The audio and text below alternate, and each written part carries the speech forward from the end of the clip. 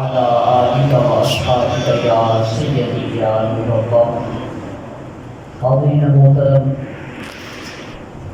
میں اور آپ اللہ تبارک و تعالیٰ کے ذکر حضور نبی اکرم نور مجسم صلی اللہ تعالیٰ علیہ وآلہ وسلم کی ذات بابرکات پہ درود و سلام کی مہان محفل میں حاضر ہیں۔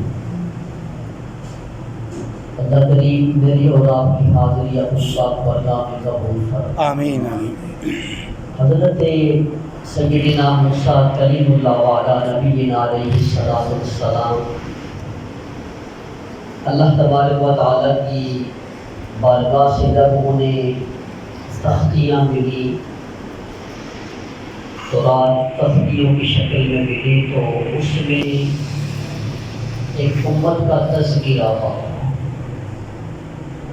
اللہ کی بارگاہ میں عرض کرتے ہیں، اللہ ان تختیوں میں میں ایک بہترین امت کا تذکرہ پاتا ہوں جو لوگوں کو اچھی باتیں سکھاتی رہے گی اور برے کاموں سے روکتی رہے گی۔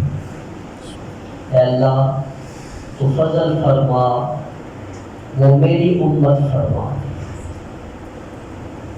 اللہ نے فرمایا میرے نبی موسیٰ میرے کریم، وہ امت تو میرے محبوب محمد مصطفیٰ صلی اللہ تعالیٰ علیہ وآلہ وسلم کی ہے۔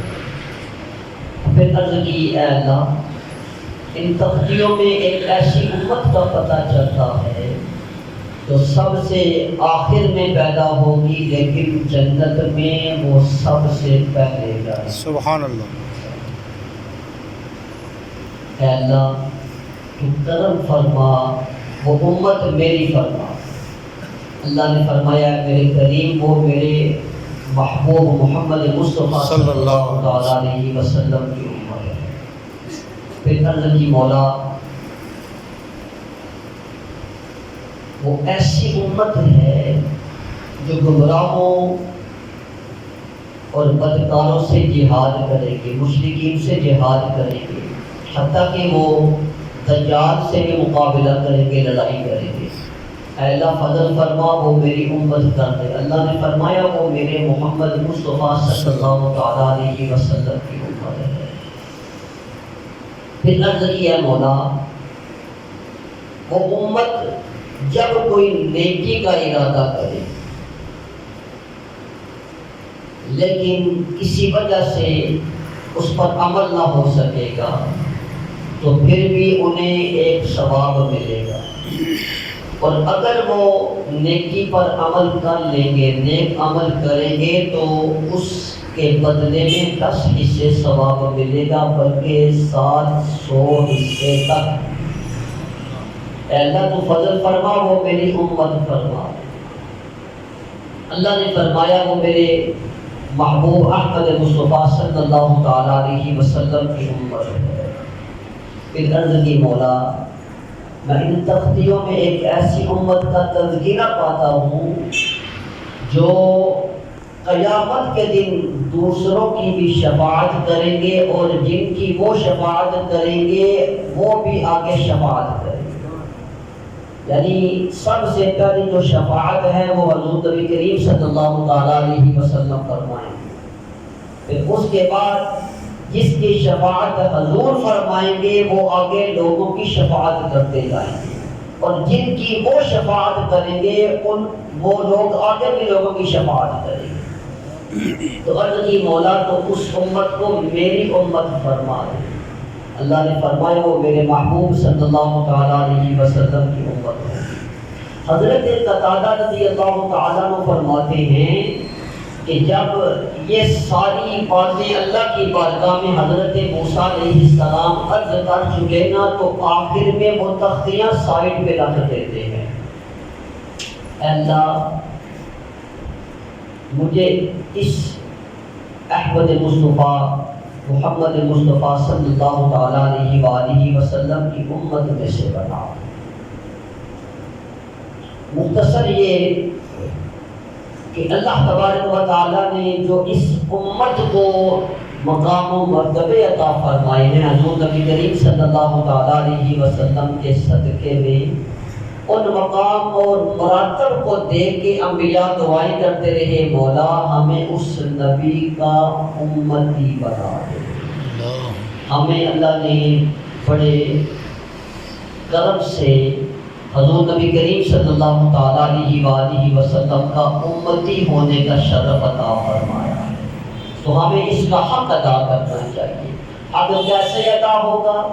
اللہ نے 5 نمازیں فرض فرمائی ہیں، زیادہ نہیں ہے، 5 نمازیں ہیں، 5 وقت ہم نے نمازیں پڑھنی ہیں، اللہ کا ذکر کرنا ہے، ایک مہینے ماہ رمضان المبارک شریف کے روزے رکھنے ہیں، اگر زکوٰۃ فرض ہے تو زکوٰۃ ادا کریں، اس کے علاوہ اور کوئی چیز ہے ہی نہیں ہے۔ حضور نبی کریم صلی اللہ تعالیٰ علیہ وسلم کی بارگاہ میں ایک شخص حاضر ہوئے، عرض کی یا رسول اللہ صلی اللہ تعالیٰ علیہ وسلم، اسلام میں کتنی چیزیں ہیں جن پر عمل کروں تو اللہ تبارک و تعالیٰ مجھے اپنے گھر جنت میں داخل فرما۔ حضور نبی کریم صلی اللہ تعالیٰ علیہ وسلم نے فرمایا 5 نمازیں، ماہ رمضان المبارک شریف کے روزے، اگر تجھ پر زکوٰۃ ہے تو زکوٰۃ، اگر حج کی استطاعت ہے تو حج۔ وہ عربی کہتے ہیں یا رسول اللہ صلی اللہ تعالیٰ علیہ وسلم 5 ہے تو 5 ہی پڑھوں گا، اگر زکوٰۃ فرض ہے تو فرض زکوٰۃ ہی دوں گا، اگر مجھ پر کعبے کا حج فرض ہے، میرے پاس اتنا مال موجود ہے کہ مجھ پر حج لازم ہے تو ایک ہی حج کروں گا۔ وہ جانے لگے تو حضور نبی کریم صلی اللہ تعالیٰ علیہ وسلم نے فرمایا اگر کسی نے جنتی دیکھنا ہو تو اس شخص کو دیکھے۔ سبحان اللہ۔ یعنی یہ چیزیں جو ہیں یہ ہماری اصلاح کے لیے ہیں۔ اللہ تعالیٰ مجھے اور آپ کو اپنی اصلاح کرنے کی توفیق عطا فرمائے۔ آمین۔ حضرت سیدنا انس رضی اللہ تعالیٰ عنہ روایت کرتے ہیں، حضور نبی کریم صلی اللہ تعالیٰ علیہ وسلم نے فرمایا جو شخص مجھ پر درود بھیجتا ہے محض میرے حق کی تعظیم بجا لانے کی۔ شیخ محقق شاہ عبدالحق محدث دہلوی رحمہ اللہ تعالیٰ علیہ لکھتے ہیں کہ جس شخص کو حضور نبی کریم صلی اللہ تعالیٰ علیہ وسلم سے زیادہ محبت ہو اسے چاہیے وہ ہمہ وقت حضور کی ذات پہ درود پڑھتا ہے۔ عمر فاروق اعظم رضی اللہ تعالیٰ عنہ کے دور مبارک میں آپ کعبۃ اللہ کا طواف کر رہے تھے، ایک شخص کو دیکھا، آپ جا کے وہ طواف کر رہا تھا، ہر قدم پہ وہ درود پڑھتا ہے۔ حالانکہ حرم کعبہ میں تو اللہ کا ذکر کرنے کا حکم ہے، اللہ کی تسبیح تحمیل بیان کرنے کا حکم ہے۔ اب وہ شخص ہر قدم پہ درود شریف پڑھتا، حضور کی ذات پہ صلاۃ پڑھتا، جب طواف مکمل کر چکے نا، عمر فاروق اعظم رضی اللہ تعالی عنہ نے اس شخص کو بلا بھیجا اور اس سے سوال فرمایا کہ تو ہر قدم پہ درود کیوں پڑھتا، اس کی وجہ کیا ہے؟ وہ کہنے لگا میں بڑا اپنے عبادت کا نافرمان تھا، اپنے عبادت کو میں نے ناراض کیا، حتیٰ کہ انہوں نے مجھے دھمکی دی کہ میں حرم کعبہ میں جا کے تیرے لیے بد دعا کروں گا۔ اب میں ڈر گیا، میں نے اپنے عبادت کو راضی کیا اور ان کو میں حج کے لیے کعبۃ اللہ کی طرف لانے لگا۔ اب جس سواری پہ میں اور میرے والد سوار تھے، رستے میں ایک مقام پہ کوئی پرندہ اڑا، اس نے سواری کے منہ پہ اپنا پنجہ مارا، جس وجہ سے وہ سواری پت کی، میرے والد سواری سے گرے اور فوت ہو۔ اب جب فوت ہوئے ان کا جسم، ان کا چہرہ سیاہ ہونا شروع ہو، میں بڑا پریشان ہوا، اس پہ امان والی گئی، کوئی دیکھنے والا نہیں ہے، کوئی پرسان حال نہیں، کیا کروں؟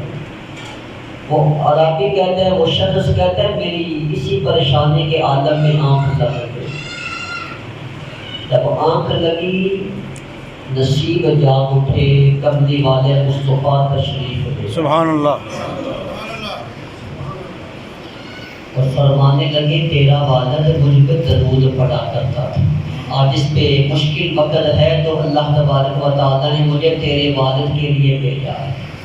حضور نبی کریم صلی اللہ تعالیٰ علیہ وسلم نے اس شخص کے والد کے چہرے سے کپڑا ہٹایا، اپنا یا اللہ والا گورا گورا ہاتھ اس پہ آرام سے پھیرا، اللہ اکبر، اس کے والد کا چہرہ روشن ہو۔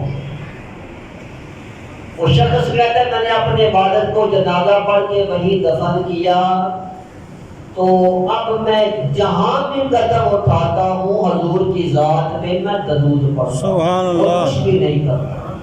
یہ اتنا بابرکت وظیفہ ہے جو بندے کو مرتے دم بھی لوارث نہیں چھوڑتا۔ جو بندہ حضور کی ذات پہ درود کی کثرت کرتا ہے، حضور نبی کریم صلی اللہ تعالیٰ علیہ وآلہ وسلم اور اللہ تبارک و تعالیٰ اس پہ اپنا کرم فرماتے ہیں۔